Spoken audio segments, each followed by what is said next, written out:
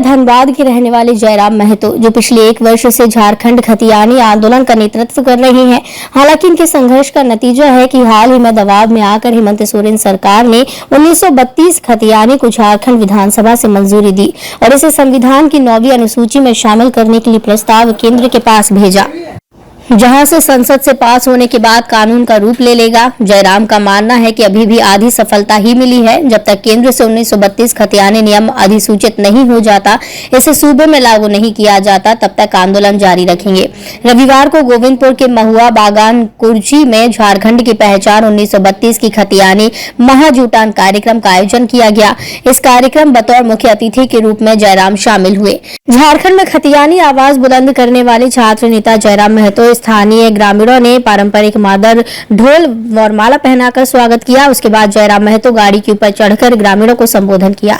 जयराम महतो ने अपने संबोधन में झारखंड से जुड़े कई ज्वलंत मुद्दे पर विचार प्रकट किए।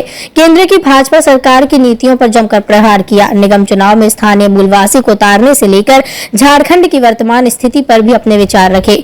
अपने बेबाक भाषण के लिए मशहूर जयराम ने न्यूज ANP के कैमरे के सामने ही आग उगलते हुए कहा कि हम लोग सदियों से चले गए हैं, अब और नहीं ठगे जाएंगे। खतियानी हमारा अधिकार है, केंद्र सरकार को देना पड़ेगा।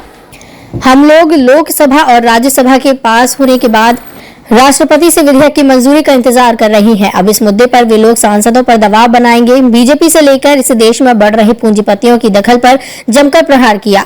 कई विषयों पर ग्रामीण पुरुषों एवं महिलाओं को समाज और झारखंड को बचाने के लिए आगे आने का आह्वान किया। जयराम महतो को देखने और उनको सुनने के लिए काफी संख्या में आसपास और दूरदराज से हजारों की संख्या में ग्रामीण पुरुष और महिलाएं पहुंचे। जानिए मीडिया के कैमरे पर जयराम की वो धारदार बयान, जब न्यूज ANP संवाददाता अनिल ने उनसे वर्तमान आंदोलन और उनके चुनाव लड़ने पर सवाल किया तो उन्होंने अपनी राय कुछ इस प्रकार प्रकट की।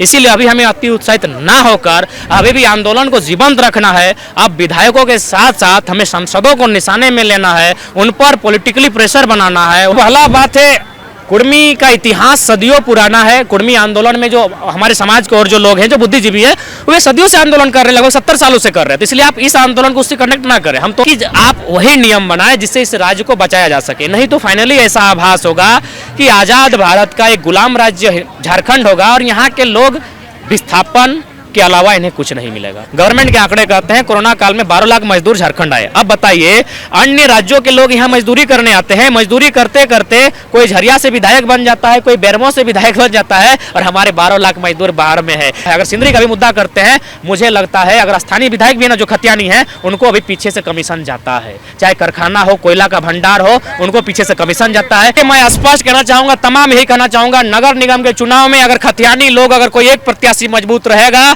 तो हम सामने जाएंगे। अगर 4 जगह खिचड़ी में बटेंगे तो हम वहां टांग नहीं अड़ाएंगे। बीजेपी के बारे में आपको स्टेटमेंट क्लियर जानिए।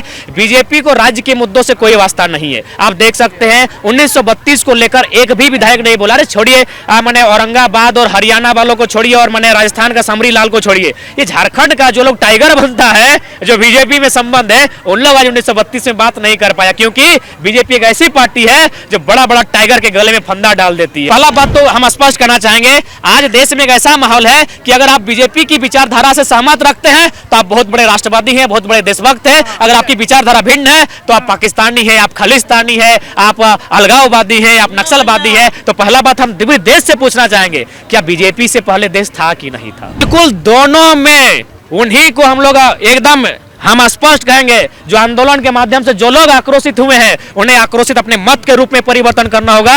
और जो झारखंड की बात करने में शर्म लगता है, उसे विधानसभा संसद में जाने का अधिकार नहीं देना चाहिए। खाने पीने में, मुर्गा दारू में अपने मत का बिक्री कर देते हैं, लेकिन जब ये अपने मत का महत्व को समझेंगे, मुझे लगता है दिल्ली के तर्ज में, असम के तर्ज में झारखंड में भी आने वाले दिनों में बदलाव दिखेंगे और कुमारों की सरकार संभावना बन सकती है। न्यूज ANP के लिए कुमार निकुंज के साथ अनिल मुंडा की रिपोर्ट।